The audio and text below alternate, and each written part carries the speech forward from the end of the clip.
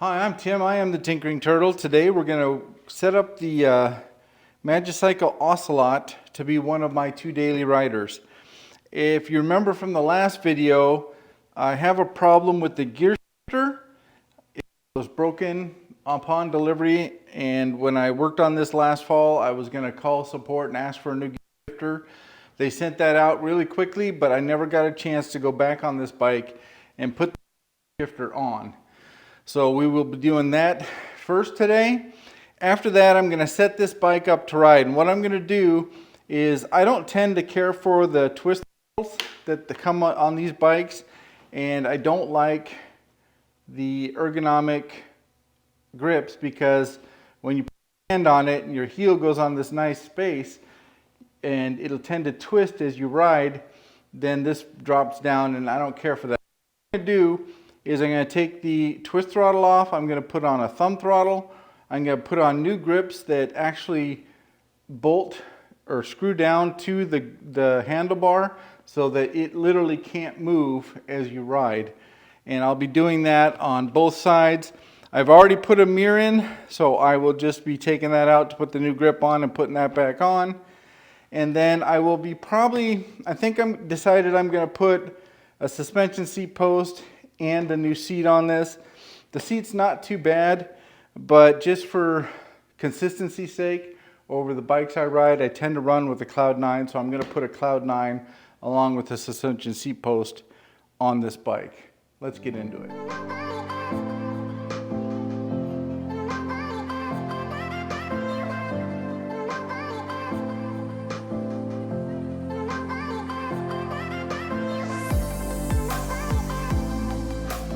Okay, here are the new parts for the bike.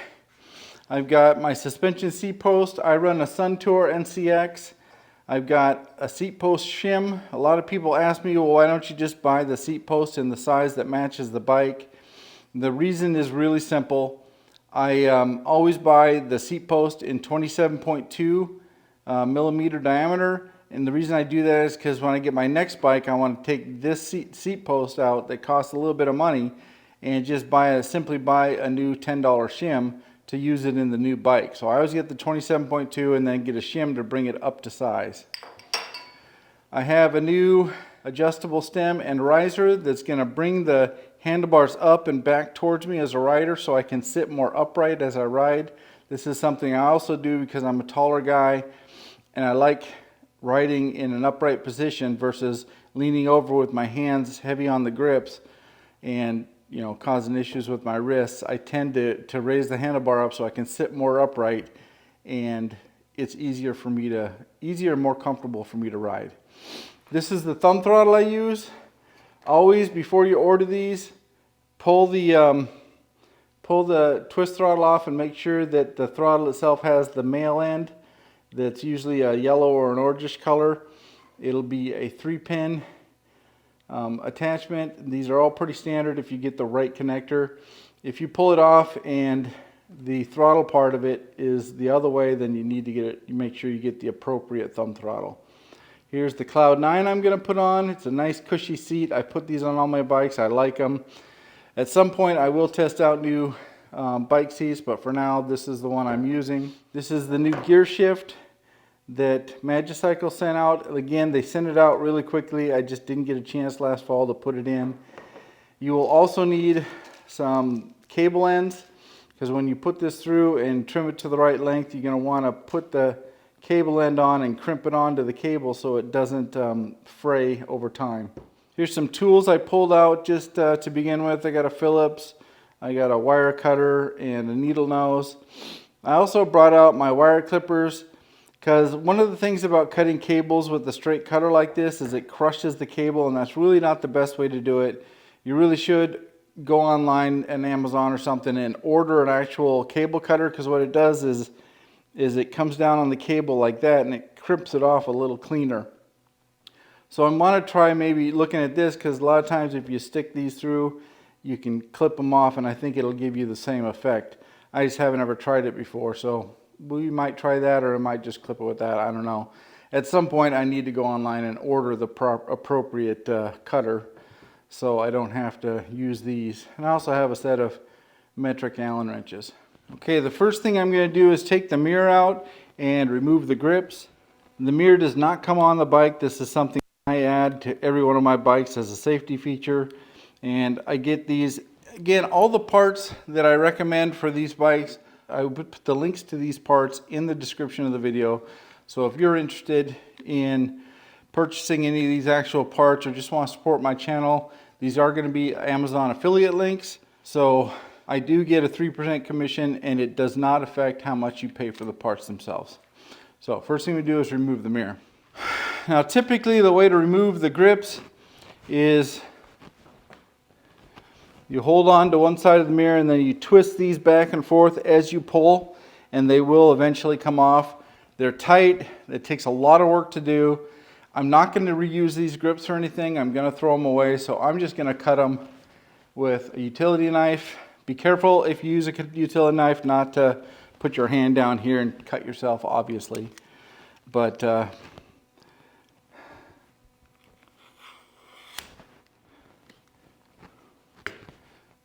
grip comes right off when you do that. All these handlebars are typically 7/8, or I think it's 22 millimeter. So the grips that go on here tend to be standardized parts for most indie bike. Now this one has a throttle on it, so be careful not to damage the throttle. You may want to use that in a future video. Also, since I put the mirror on this side, I'd already taken the plug out of that side, but this side you got to take the plug out. And I usually just use a straight screwdriver to get it started and just kind of pry it out. It's a little plastic plug that covers up the end of the handlebar. Keep that for later. Plus, new ones come with your grips typically. The Rockbros Grips are nice leather grips, and the cool part about the ones I'm putting on this bike is they match the color of the bike with that nice green color, so it's going to look really sweet. Again, be careful when you're doing this not to pull towards your hand.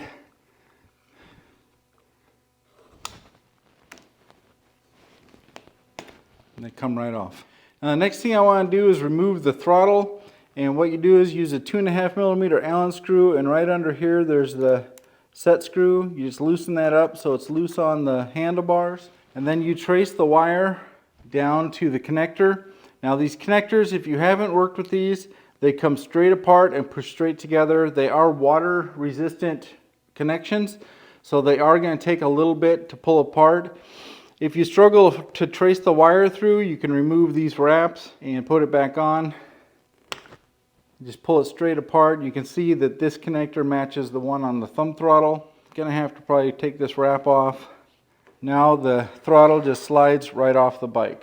Now we need to get to the gear shifter, so what we're gonna have to do is remove the brake lever to get the brake shifter to slide off. So what we're gonna do is just loosen the two screws on the back of the lever. This is an M4 Allen wrench. Give them a couple turns each. And then hopefully we'll get enough cable here to slide up, and there's not enough cable.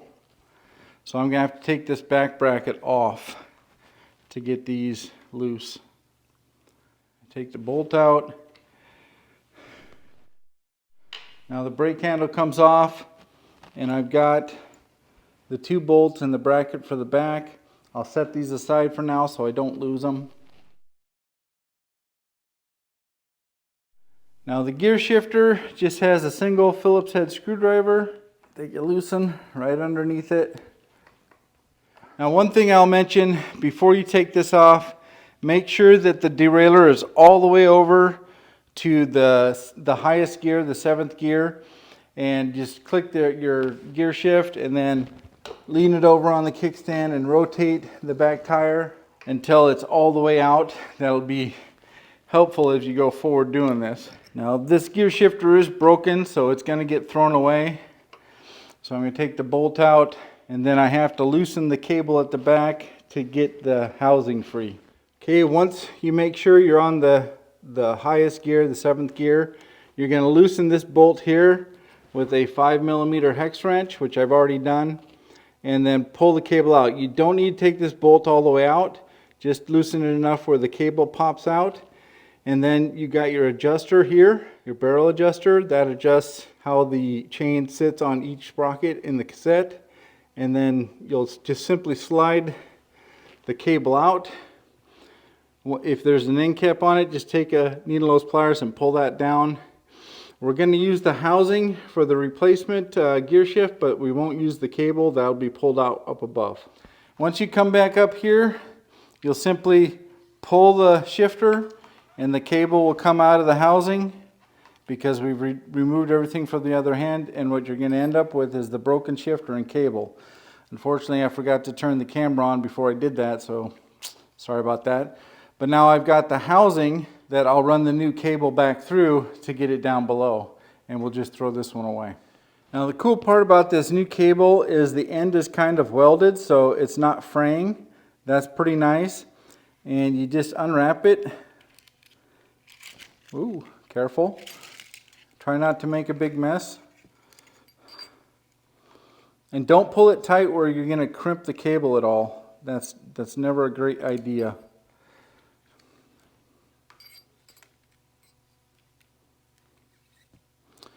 So now I've got the shifter, the cable's free. What I want to do is slide the shifter on to the handlebar. I'll let the cable sit on the ground for now. Once I get the shifter kind of where the old one was, and I can see that because there's a little mark on the handlebar, I will kind of set it up where I think it's going to be, and I'll tighten up that mounting screw with the Phillips head screwdriver. And this doesn't have to be perfect right now. All we're trying to do is get this in place kind of generally where it's going to sit, and we'll work on the rest later. Now we take the end of the cable and we thread it into the end of the housing, and we just simply push it down through until it comes out the other end. Now one thing I just noticed is that the housing comes here. We take the chain guard off, and you'll see that the cable comes out of the housing and has a stretch here where the cable is exposed, and then you put it in the new housing on this side. So you just simply pull that through until it comes out the end here. You'll notice that the cable and the housing, you just keep feeding it through and push the housing up into the gear shift here. You want that tight. Now sometimes if the derailleur wasn't adjusted right, you have upper and limit lower screw, or upper limit and lower limit screw. And what these do is it stops the chain from coming off the lower sprocket into the frame or coming off the first gear sprocket into the motor. This one was adjusted properly, so I'm not going to adjust these. There's a lot of videos on YouTube showing how to do that. So if you have any questions, I would definitely look that up. You got the, I can't remember which one's upper, which one's lower, but that basically stops the derailleur from sliding too far out or too far in. And then you got this one, which adjusts how far this sprocket is away from this gear as you come in. And that may need adjustment too. Again, mine didn't have a problem when I got it, so it should need adjustment now. Now, what you do for the barrel adjuster is you turn it all the way in, so you turn it clockwise till it's all the way in, and that's where it's at now. And then you turn it out maybe 4 or 5 full rounds. This gives you a little bit of adjustment each direction. You can pull it in or pull it out, and that will get you the fine-tuned adjustment on the sprockets as it goes up through changing gears. You need to keep in mind that if it fits one gear, it's going to hit the next gear. Adjusting this doesn't affect that. Although the actual spacing between this gear to this gear and this gear to this gear is in the derailleur and the gear shift up above. So you won't need to worry about that. Once you get the barrel adjuster where you want it, then you simply slide the cable through, like so. Then you feed it up underneath the crimp. You will want to pull on the cable. You don't need to pull really hard. You just want to take some of that tension off. Make sure that the housing is in this adjuster and the one up on the handlebar, and then just simply tighten that crimp down. And the cable is firmly in there. We will trim the cable off because it's obviously far too long, but I want to do all my adjustments and make sure everything fits perfectly before I go through those steps. At this point, you can put your chain guard back on your frame, and this stops the chain from smacking your frame and chewing up the paint. So also gives the cable a little protection, so that's good. Okay, I've showed this adjustment in other videos, and what you're going to do is you're going to cycle the chain up through each sprocket from the first 7th gear all the way up to 1st gear, and you're going to listen for sound. And the way you do that is you lean the bike over on the kickstand so the back wheel's off the tire, click the gear shift up above, and just make sure it's in the right place. And what you're listening for is any extra noise from the chain on the sprocket. I'm not hearing any right now.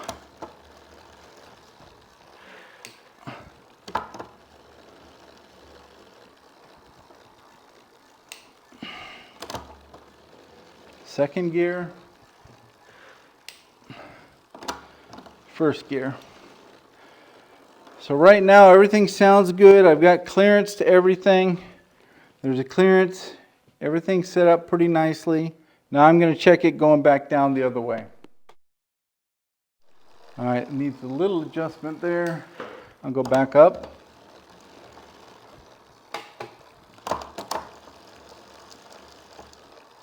Now to adjust it, you'll turn the barrel adjuster clockwise to pull this derailleur out and counterclockwise to pull it in. I'm going to give it a little bit of a clockwise turn. And try the other way.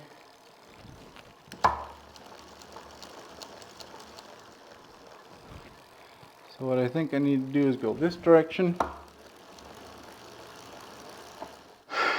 Now that I've kind of got this adjusted where I want it, I'm going to go ahead and finish going down through the gears. And that's the 7th gear. So now I've got the derailleur adjusted. I can cycle all the way up and back down through the gears without any issue. It's time to cut this off and recap it. So I'm going to take these bike cable cap ends, and I just got this off Amazon. They were pretty inexpensive, and there's probably more in here than I'm ever going to use. You've got the cable's extremely long. You definitely don't want a long cable dangling from your bike. That's not a good idea. So what I'm going to do is I'm going to put it, I'm going to try this wire cutter idea, and I'm going to cut this back so it's maybe 3 inches or so, and cut that off. That actually worked pretty good. If you've got a nice set of wires, this is an electrical tool for working with wire, and that worked pretty good to cut that extra part off. Then I simply slide this on the end, and you can use the crimper on this tool if you want. There's crimpers back here. I typically just use some sort of wire cutter and just crimp it in a couple places. Don't cut through. You're not pressing hard enough to cut through. You're just crimping it onto the cable so it doesn't fall off. And now you've got this nice and tightened up. If the cable loosens over time, which happens because the strands will actually settle into each other on a new cable, you can simply adjust it with the barrel connector to get it lined up with the gears again. Everything works perfect. And that is really quite simply how you swap out the gear shift if your gear shift gets broken in shipping.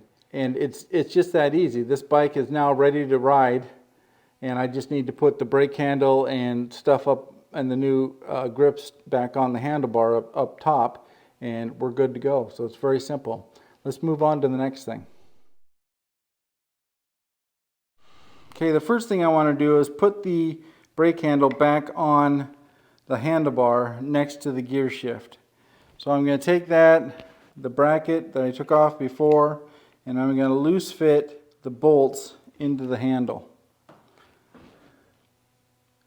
And I like hand starting these versus using a tool, because you tend to get a reduced amount of cross threading if you do that.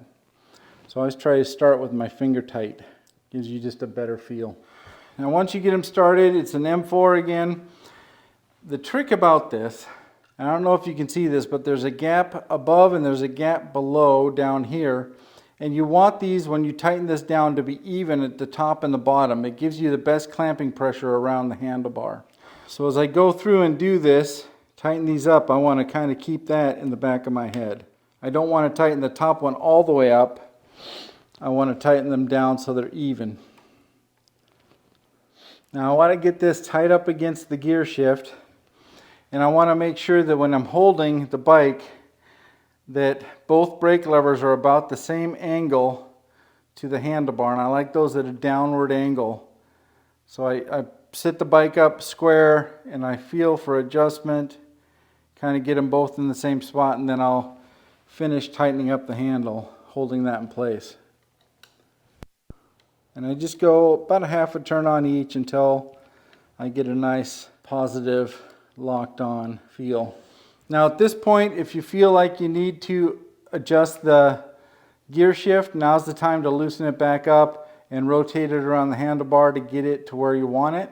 Now the next thing we're going to do is we're going to loose fit the throttle, and that just slides on, and also the handle. Now the reason I loose fit is because I want to make sure that the handlebar comes all the way out, and at this point it does not. So I'm going to have to loosen these and slide them in slightly.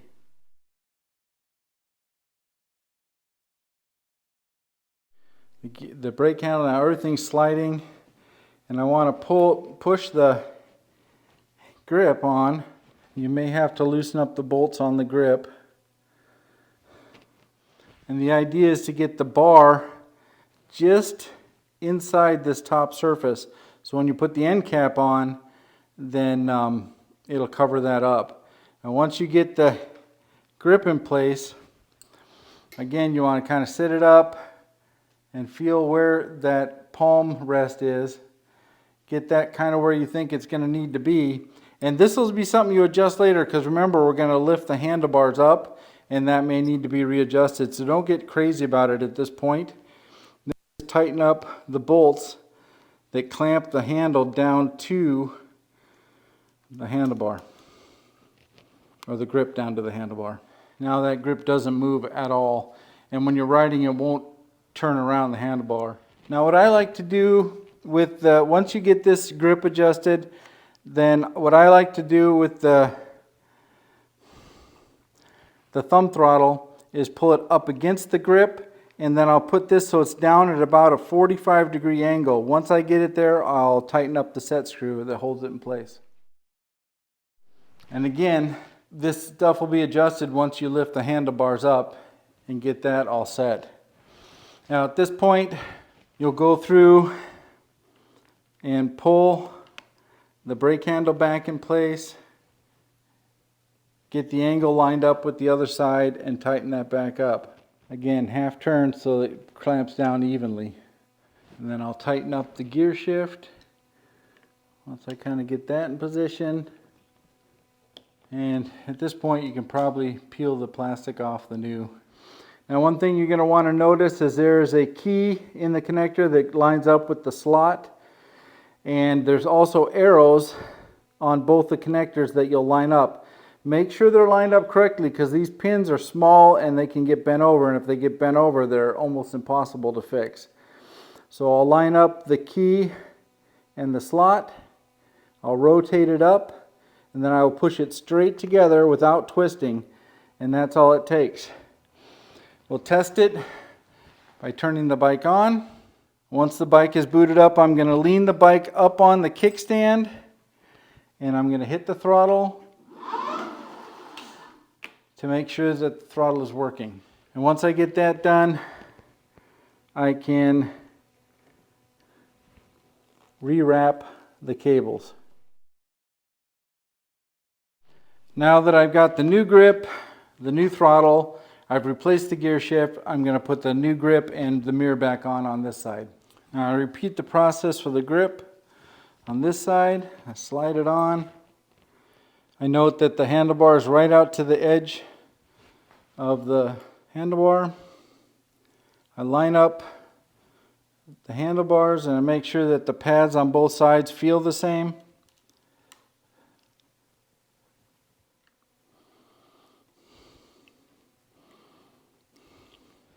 the grip doesn't move. Now I'll take the mirror, slide it into the end, get it kind of adjusted. I mean, there's a lot of adjustment in the mirror, so I just kind of put it so this is up, and then I'll tighten it in inside the handlebar.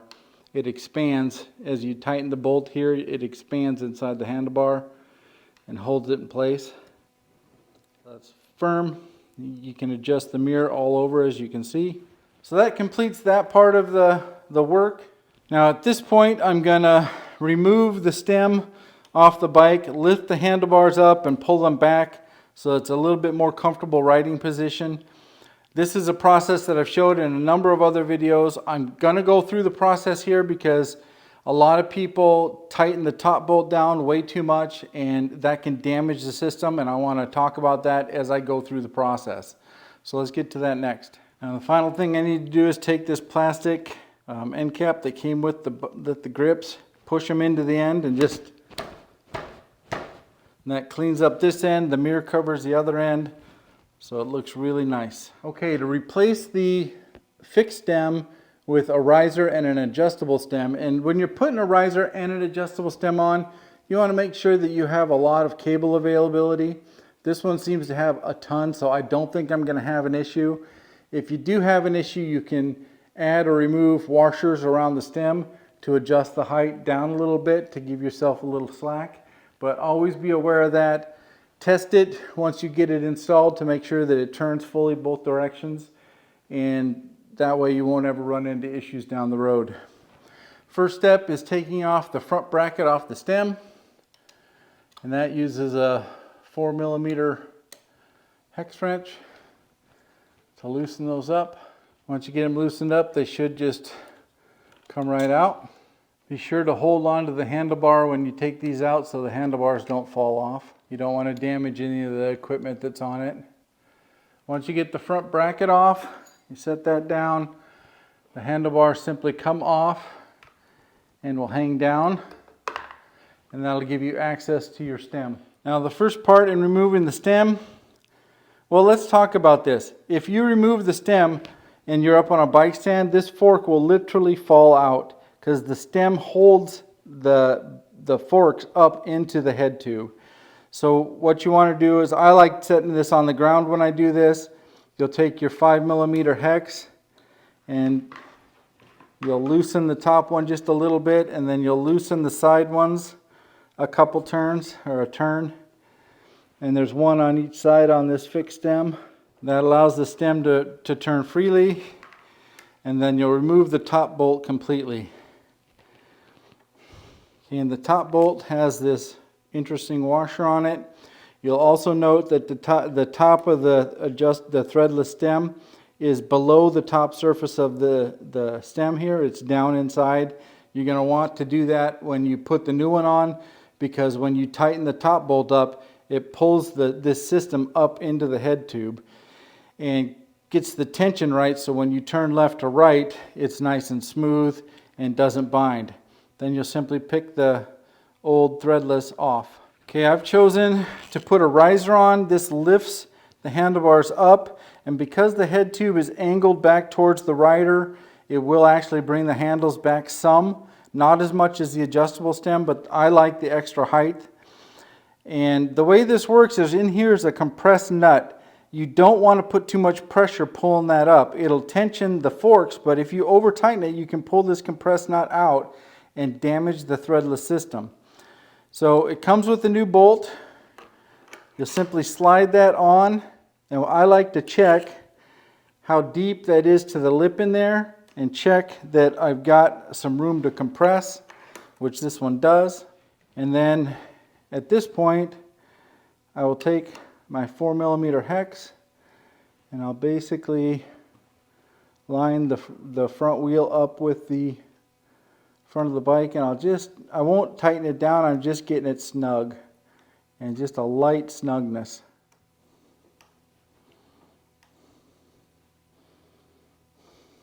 So I've tightened up the bottom one just enough where when it turns, the riser turns.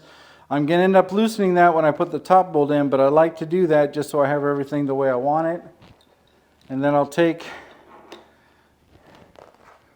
the new adjustable stem, and again note that this surface is below this one, so when you're putting the top bolt on, it'll compress and pull the forks up in. And I'm going to tighten the side bolt on this one slightly as well. And again, that's just to kind of keep everything lined up with the tire to begin with. Not a required step, but definitely one I like to do. Then you'll take the new bolt. There's a little rubber cap that sits down in that hex wrench. You'll pull that off and set it aside, and you'll start the new top bolt going in. Again, I like to start things finger with finger so they don't cross thread. And I just bring that to snug. I don't do anything crazy. And then I loosen the bolts on the side back up, because you can't tension it with the top bolt unless the side bolts are loose.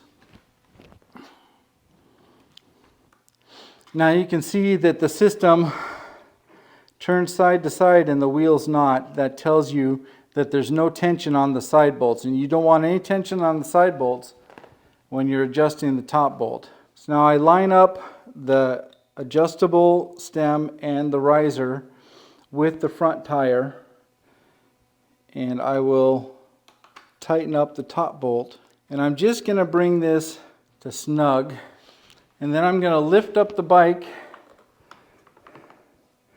and I'm going to wiggle the forks back and forth to see if I can feel any play. Make sure everything turns nice and smooth, everything feels good. Now once I get everything nice and snug going through the head tube and I'm happy with that, I'm going to line up the riser emblem and the adjustable stem with the front tire. Once I get that the way I want it, I'll tighten down the side bolts. Tighten these down good and tight, because this is what holds the forks from falling out of the bike. But don't over tighten them, because you're tightening a steel screw into an aluminum part, so keep that in the back of your head. You might even want to look up some torque settings for these if you want. I usually just bring them nice and tight. Don't over tighten them. But you'll notice when I did that, I didn't over tighten the top. The top is just to set the tension. The side ones kind of bolt everything down. And again, get everything lined up pretty good. Now at this point, you might want to loosen up your adjustable stem. And you're going to feel detents in here. Just get it kind of to one of the spots. Make sure it's in a detent, and then tighten that down as well. And again, you can adjust the angle of this later, but for right now, you just want to get it nice and firm. So if you were to pull up on the handlebars, it'll hold on nice and tight. Now your system is set. You just need to reattach your handlebars up here. Now you're going to reverse the process. You just need to take the bolts out. Once you got the top bracket off, the stem, you'll bring your handlebars back up. I think I'm realizing at this point that I've come up a little too far. And what I'm feeling is this brake line, when I try to rotate it up, was binding up, and it's still too tall. And I will loosen up the adjustable stem and remove the top bolt. Now keep in mind, I haven't loosened the bolts on the riser, so the tension is still set on that as I remove the top bolt up here. Now here's the trick. You want to pull the adjustable stem off and pull some of the washers off. And this slides the adjustable stem down the riser. And then I take the small one, put it back on, slide these two on, and it's still subflush underneath. And then I'll put the top bolt back in. So all I did is shift washers from below to above. Again, lining up the stem with the tire, snug that down, and just give it a quarter turn or something once it's past that, just to get the tension back on it. And then we'll test the handlebar again. And now you can see there is more slack to get the handlebars the way you want them, but the problem with it at this point is that if you turn, oh no, it doesn't pull on that at all. So I should be able to get that exactly the way I want at that level. So I'll set this down. I'm going to tighten up the side bolts to lock down the thread, the adjustable stem onto the riser. Now one thing you'll notice I've done is this is kind of loose fit. I just pulled it out of the way so I can put the bracket back on. Just make sure it's got these knurled marks. Center those up and then loose fit your bolts back in to the bracket. And I'm going by feel for the gap to see if the gap feels the same. If it doesn't, I'll loosen up one side and tighten the other. And I'll get all these down so they're just starting to put a tension on the handlebar. Now I can feel the tension, and I need to slide the handlebar this way to get my gaps right. Now I straddle the bike and I pull the handlebars back to where I think they need to be. I can reach the gear shift, everything looks good. So now I will tighten up the 4 bolts, and I'll show you how I do that. So now you can see I've slid the LCD screen up out of the way, and you can see the 4 bolts. And what I do is I do a half turn on this one, this one, this one, then this one. So it's kind of a cross patch tightening method. That way I can get an even torque as I go down so that the gaps on this side and on the other side are the same, and it'll give me an even clamping pressure on the handlebar.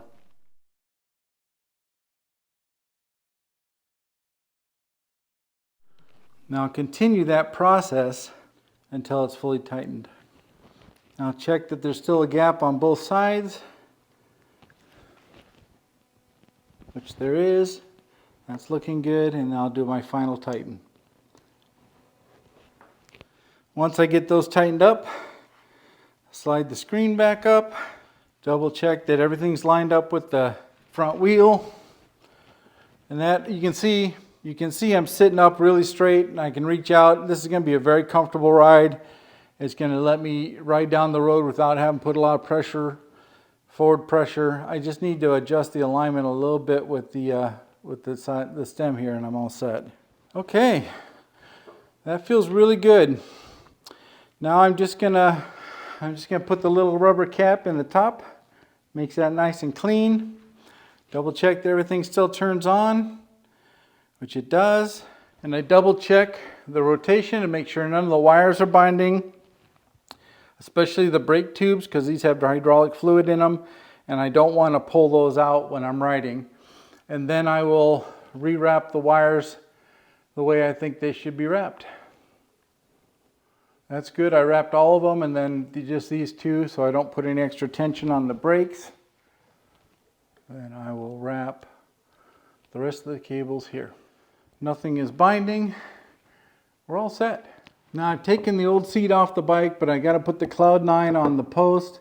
What you always want to note is that the lower roller that's on the side of the suspension seat post goes towards the back of the bike. And so when you put the seat on, you want to make sure that you match that like this. You just simply slide them into onto the rails and then tighten up the 2 side bolts.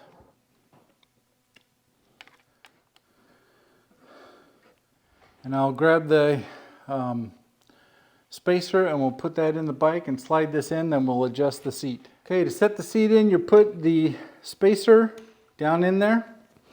You'll take your seat and you'll slide it down in. And then initially, it doesn't matter how high it is, I'll show you how to set that in a second. What you're going to want to do is set the bike up straight and try to get the seat so it's level. And I can see right now that the back is up higher. This one. So it can move. I'm also going to set the seat right about the center of these bars. It's got a flat area. I'm going to set that right about the center of this.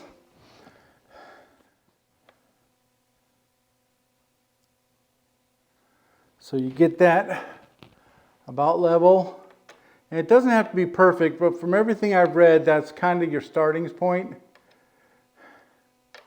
And there are little detents in here, so depending on where you get, you'll be slightly nose up or can be slightly nose down. I think I'm going to start with slightly nose down on this one. That gets your seat level, and that's an important step. Now go ahead and tighten up both this bolt and this one. Now that you've got the seat level, you're going to want to adjust your seat height. And how I do this is I will sit on the seat and I'll put my heel, not my ball of my foot, but the heel on the pedal. And when I do that, I want a straight leg. You can see this is slightly bent, so I don't want that. I want to loosen up the cam and slide it up, line it up with the frame, and clamp that back down. If this isn't tight enough, open it up, tension it on with the nut on this side, and then reclamp it. You want that as tight as possible, which I think I want to do that a little tighter. And then retest it. Again, heel on the foot. I want to be sitting on the seat. Now when I slide the ball of my foot back, you can see I've got a slight bend in my leg, and that's a good place to start. After that, adjust it up or down after you've been riding to where it's comfortable. What you want is a full leg extension though as you're riding. So right now, this has been changed. Now, if you're out there and you're bouncing on the suspension seat post, what happens is this king can come down and it can actually hit the top of the suspension. If you bottom out, pull the seat back out, and on the bottom of the post there's a tensioner. And you just use a hex wrench and you tighten it up a little bit. And as you tighten it, the cushion will get firmer and firmer. This feels good to me, so I'm good there. We're just going to put the cover back on and we should be good to go. Now, typically these will come with a little neoprene cover. If they don't, you can order them off sites like AliExpress and stuff like that for just a couple bucks.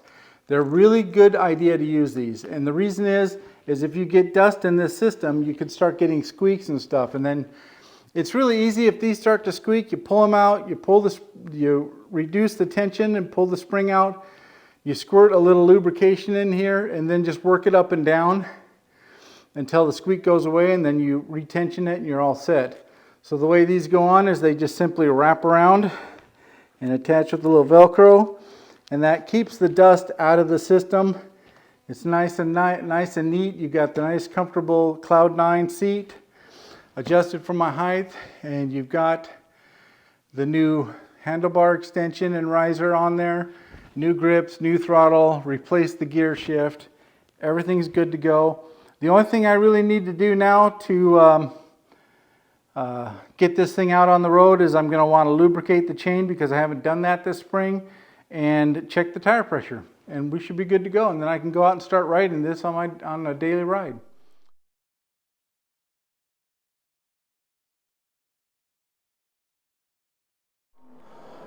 Now you can see I'm sitting up. There's very little pressure on my hands, and I can just sit right nice and upright as I ride the bike.